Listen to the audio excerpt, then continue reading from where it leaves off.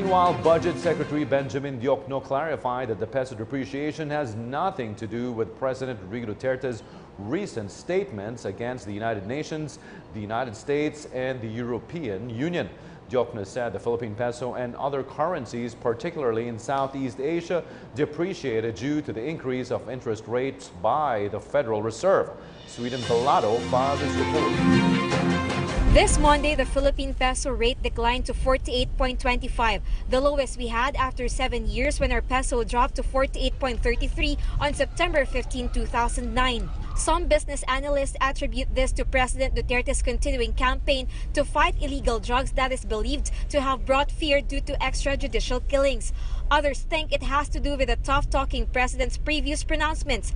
In his recent speech, President Duterte openly stated his dismay over the comments of the United States and European Union on alleged extrajudicial killings in the country. But Budget Secretary Benjamin Diokno was quick to dismiss these, saying that the depreciation of peso is brought by the U.S. strengthening its dollars due to impending increase in interest rates of the U.S. Federal Reserve, or Fed. Depreciation of the peso is, as far as I'm concerned, no cause for concern. Okay, we've seen peso going to 55 in the past, right?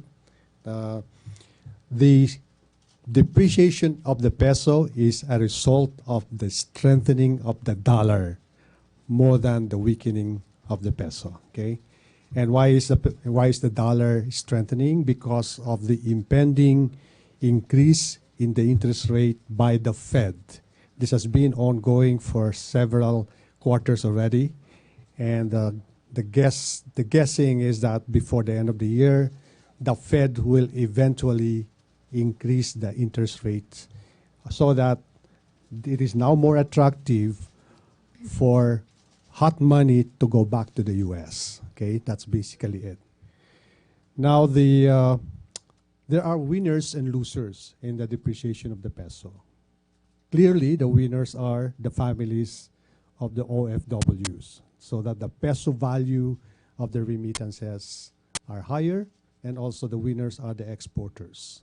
Meanwhile, Diokno said that those who will be heavily affected by the decline in peso would be consumers who mostly buy imported goods.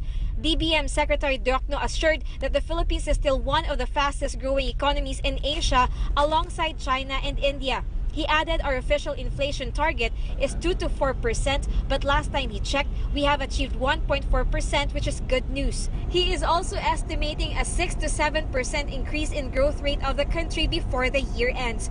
For the PTV News, Sweden Velado.